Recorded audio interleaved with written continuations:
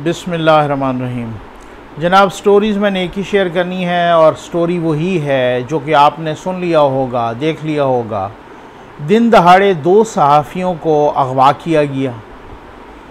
एक सैयद इमरान शफ़क़त साहब हमारे दोस्त हैं और दूसरे हामिद मीर साहब के भाई आमिर मीर साहब।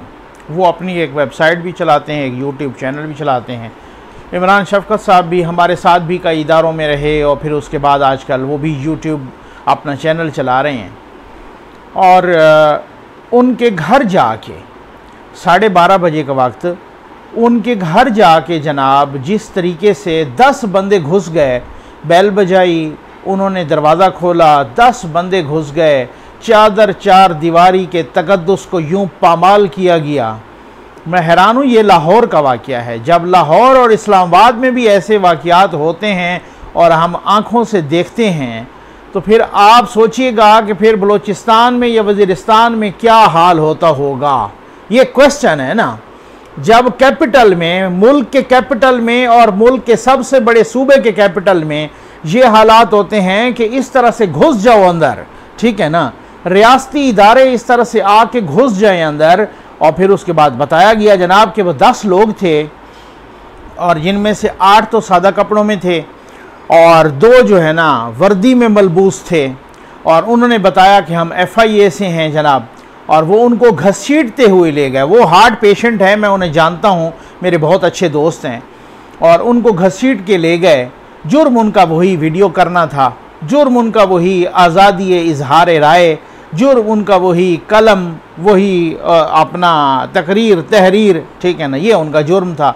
और इसी तरह से हामिद मीर साहब के भाई का भी यही जुर्म था। उनसे भी फ़ोन भी ले लिया गया, लैपटॉप भी, वो जा रहे थे और उनको रास्ते में अगवा कर लिया गया। और इसी तरीके से सेम वही फिर उनके बाद, उसके बाद जनाब वो FIA के साइबर क्राइम विंग में FIR कटी। वो FIR मैंने पढ़ी। उस FIR में जनाब यूं इल्ज़ामात लगाए इन्होंने, पता नहीं अदलिया के ख़िलाफ़ किया, इन्होंने इस्टेब्लिशमेंट के फ़ौज के ख़िलाफ़ बोला, इन्होंने जनाब ख़वातीन के ख़िलाफ़ बोला।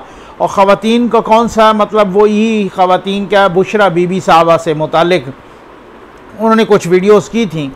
अभी रिसेंटली उनके आखिरी 4-5 वीडियोस देखें तो उससे आपको पता चल जाएगा।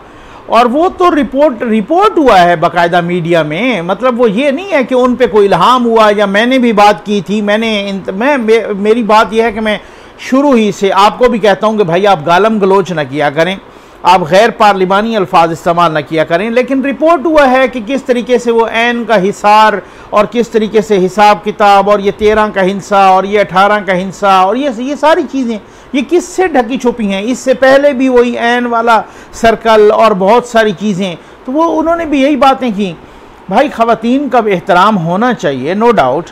फिर उसके बाद जनाब उनके घर वालों के साथ भी बदतमीज़ी की गई। सैयद इमरान शफ़क़त साहब के घर वालों के साथ, उसकी बहन के साथ भी बदतमीज़ी मुबैना तौर पे की गई। और बड़ा एक अजीब व गरीब सा, ये लाहौर की बात है। इससे पहले आपने इस्लामाबाद में देखा जो मेरे साथ हुआ, जो असदूर साहब के साथ हुआ, जो मतीउल्लाह जान साहब के साथ, मतलब किस किस के साथ। अब आप अंदाज़ा कीजिए कि ये हालात हैं आपके मुल्क के। और एक तरफ अफ़गानिस्तान में हालात ख़राब हैं, दूसरी तरफ जनाब अपना पूरा घेरा आपके ख़िलाफ़ तंग हो रहा है। चाहे वो अमेरिका हो, चाहे वो नाराज़, चाहे वो चाइना हो वो नाराज़, आलमी साजिशें हो रही हैं। आप अपने खिलाफ, आपकी प्रायोरिटीज़ क्या हैं? सहाफ़ियों के ख़िलाफ़ मुबैना, मैं कहता हूँ सहाफ़ियों, वो जो है ना कहते हैं रियासत मदीना, ये रियासत मदीना सहाफ़ियों के ख़िलाफ़ जिहाद कर रही है। ये हालात हैं। मतलब इस सहाफ़त के ख़िलाफ़, सहाफ़ियों के ख़िलाफ़, आज़ादी इजहार राय के ख़िलाफ़ उसका गला घोंटना है और ये तरीका अख्तियार करना है। और कहा गया उस FIR में कि जनाब कि जो है ना इन्होंने फ़लाँ के ये किया, और फिर उसके बाद जनाब इनको शख्सी ज़मानत पर छोड़ दिया गया है। अब FIR में दफ़ात तो लगा दी गई हैं और फिर उससे उनका मोबाइल भी ले लिया गया और लैपटॉप भी ले लिए गए। अब वो उसके बाद मुकदमा चलेगा। अब मैं हैरान हूँ कि मतलब वो आप उनको कहें कि जी आप तो अदलिया की इस तरह से तौहीन कर रहे हैं। ये अमेरिका की वजारत ख़ारजा का एक स्टेटमेंट आए, एक पूरे का पूरा बयान आए, उसकी पूरी की पूरा एक रिपोर्ट आए कि जी पाकिस्तान की जो अदलिया है वो किस किस दबाव में काम करती है और कैसे। चलो मैं उनको तो ना मानता, मैं कहता कि बिलफर्ज सब सोच लें कि उन्होंने झूठ बोला, लेकिन क्या मेरे अपने जस्टिस सुप्रीम कोर्ट के नसीम हसन शाह भी झूठ बोल रहे हैं? उन्होंने क्या कहा, हमने भुट्टो को तख्त-ए-दार पे किन के दबाव पे चढ़ाया था? क्या उन्होंने नहीं कहा? उन्होंने किताब में नहीं लिखा, उन्होंने अपने जो है ना टीवी इंटरव्यूज़ में नहीं कहा। जस्टिस सिद्दीकी साहब ने क्या कहा है? उस वक़्त वो सुप्रीम इस्लामाबाद हाई कोर्ट के सीनियर तरीन जज थे, उन्होंने क्या कहा था उस वक़्त, और उसके बाद उनके साथ क्या हुआ, आज तक क्या हो रहा है? आज तक जस्टिस काजी फायजीसा साहब के खिलाफ क्या हो रहा है आज तक जनाब? फिर उसके बाद आप खुद देख लें कि ये जो सिंध हाई कोर्ट के 5वें नंबर वाले जूनियर मोस्ट जज को जो है ना 5वें नंबर पे उठा के सुप्रीम कोर्ट में लाया जा रहा है, तो ये क्या हो रहा है? ये सारी चीज़ें क्या बताती हैं? अगर अदब के साथ इंसान इख्तलाफ करता है तो ये कोई जुडिशरी पे हमला है? हम तो वो लोग हैं, आप यकीन कीजिए कि यहाँ पे राणा भगवान दास हो, चाहे वो हिंदू थे, हम फिर भी उनको सलाम करते हैं, क्योंकि उनके दामन पे कोई ऐसा धब्बा नहीं है। तो फिर तो वही बात हुई ना, यहाँ तो जस्टिस कार्नेलियस हैं, उनको हम सलाम करते हैं। यहाँ पे कितने और जजेस हैं भाई? जस्टिस काजी फायजीसा को कौम सलाम कर रही है, क्यों है? जस्टिस अतर मिनल्ला साहब को किस तरीके से उस पर वो तनकीद तो नहीं होती, उसको सलाम कर रहे हैं उनको। तो अब बहुत सारे ऐसे जजेस हैं जो नो डाउट अभी जो जजेस, जिन 6 जजेस ने काजी फायजीसा के हक में फ़ैसला दिया और वो फ़ैसला सुप्रीम कोर्ट का फ़ैसला उनके हक में आया, उन 6 जजेस को देख लें। तो मकसद कहने का ये है कि यहाँ पे तनकीद बराए तनकीद नहीं, तनकीद बराए इस्लाह होती है। हम भी यही चाहते हैं कि पाकिस्तान, अब ये छोड़ दिया गया, अब पाकिस्तान को टीका लगा दिया गया बदनामी का इंटरनेशनल लेवल पे, और फिर आप उसके बाद कहते हैं हम तो फेटफ के ग्रे लिस्ट से जनाब बाहर आ जाएं। आप सहाफ़ियों को दिन दहाड़े आप अगवा कर रहे हैं, और एक वर्ल्ड ग्लोबल विलेज बन चुका है और हम ग्लोबल विलेज में हैं, और ये सोशल मीडिया चंद सेकंड में सारी खबर दे देता है, और पूरी की पूरी वो अमेरिका से लेकर ऑस्ट्रेलिया तक, यूरोप तक, हर जगह पे पहुंच जाती है। और फिर उसके बाद हम कहें कि जनाब हमें तो हमारे ख़िलाफ़ तो कोई साजिश हो रही है। भाई हम खुद अपने ख़िलाफ़ सबसे बड़े साजिशी हैं। ये हालात हैं कि एक तरफ आपको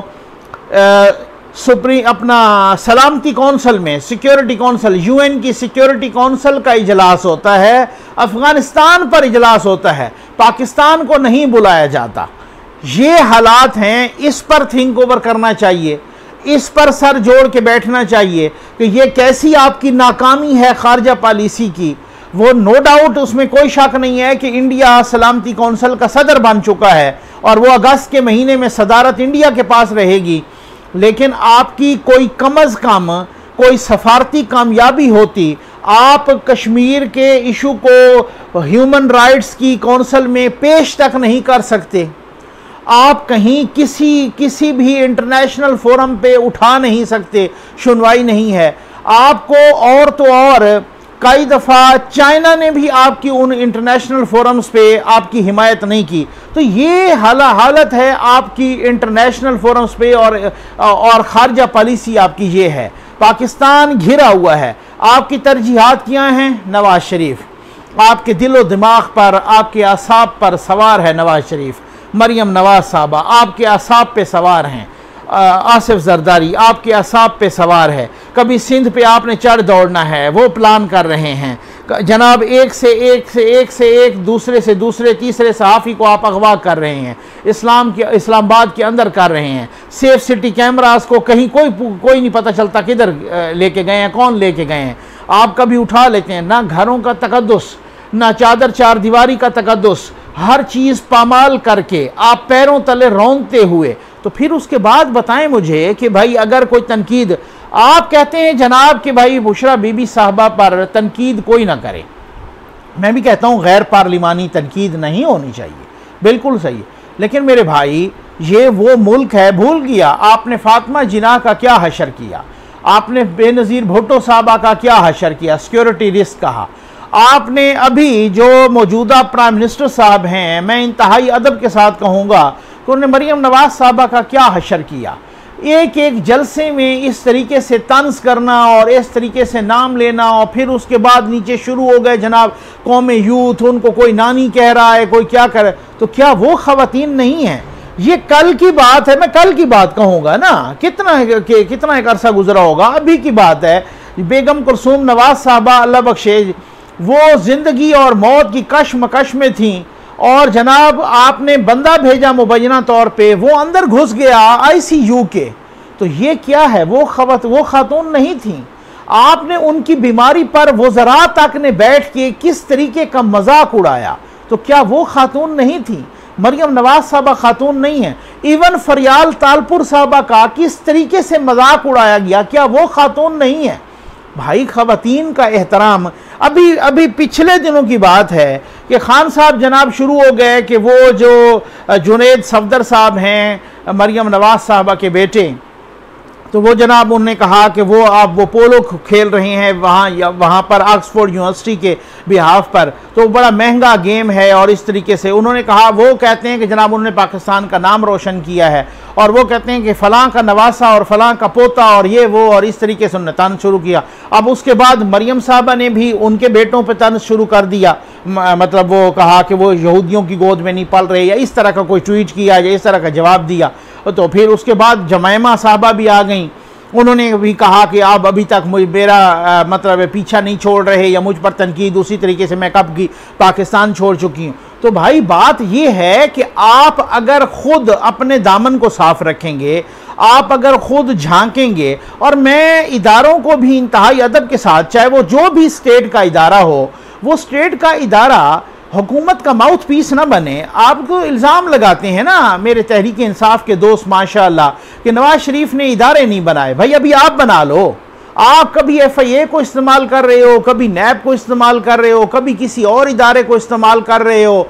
मलिक रियाज साहब की जनाब वो बहुएं और साहबजादियाँ और वो जनाब वो जाती हैं वहाँ पर और रिश्तेदार और एक अदाकारा के घर पर इस तरीके का रेड करती हैं, तो वो कहती हैं बुलाओ फलां वालों को। सुन लिया था ना आपने ना, वो उन्होंने बुलाओ ना, ठीक हो। तो मैं क्या कोई रियासती इदारा कोई किसी का ग़ुलाम बना हुआ है? कोई रियासती इदारे बराए फ़रोख्त हैं या रेंट पर अवेलेबल हो गए हैं? माज़रत के साथ मैं कहूँगा मुबैना तौर पे ये हो क्या रहा है इस मुल्क में? इस मुल्क में क्या, मैं कहता हूँ कि मुझ समेत अगर कोई भी गद्दारी कर रहा है, अगर कोई गैर कानूनी काम कर रहा है, अगर कोई भी को दहशतगर्दी में मुलविस है, अगर कोई भी काबिल एतराज़ फेल में मुलविस है, अगर कोई भी गैर कानूनी सरगर्मियों में मुलविस है, उसके ख़िलाफ़ बिला इम्तियाज़ कार्रवाई होनी चाहिए और हमें किसी को भी नहीं बोलना चाहिए।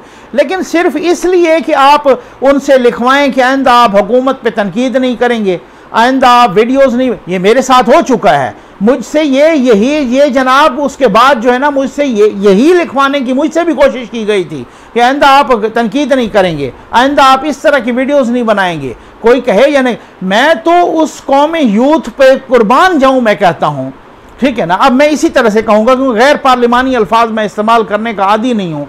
मतलब वो अगवा हुए, उनके घर वालों पे क्या गुजरी, उनकी चादर चार दीवारी का तगद्दुस पामाल हुआ, उनकी बहनों को धक्के मारे गए, उनके दरवाजे तोड़े गए, सारा कुछ उनको घसीट के घर से लाया गया।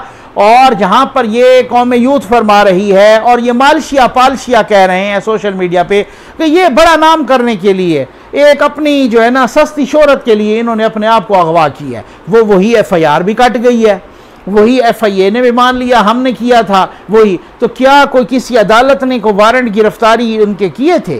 किसी अदालत ने कोई आपके पास कोई वारंट गिरफ्तारी थे? आपके पास कोई सर्च वारंट थे? आपके पास कोई अदालती हुक्म था? आपके पास कोई ऑलरेडी कोई FIR थी? आपने कोई इंक्वायरी की थी? आपने कोई उनको नोटिस दिए थे? ये क्या सूरत हाल है? अभी जस्टिस अतर मिनल्ला साहब ने पिछले दिनों कहा कि FIA का बजात खुद नोटिस आना भी एक धमकी होती है। आप नोटिस क्यों देते हैं साफियों को, बजाय इसके कि आप नोटिस, तो फिर इसका मतलब ये हुआ, मैं कहता हूँ ये लाहौर हाई कोर्ट को भी जो है ना, मुअज़्ज़िज़ लाहौर हाई कोर्ट को इसका नोटिस लेना चाहिए, सुप्रीम कोर्ट ऑफ पाकिस्तान को इसको नोटिस लेना चाहिए। ये दिन दहाड़े क्या अगर मैं कहता हूँ कि मंदिर का नोटिस लिया गया, बहुत अच्छा हुआ, मैंने इस पर वीडियो की थी, आपको मालूम है, बहुत अच्छा हुआ।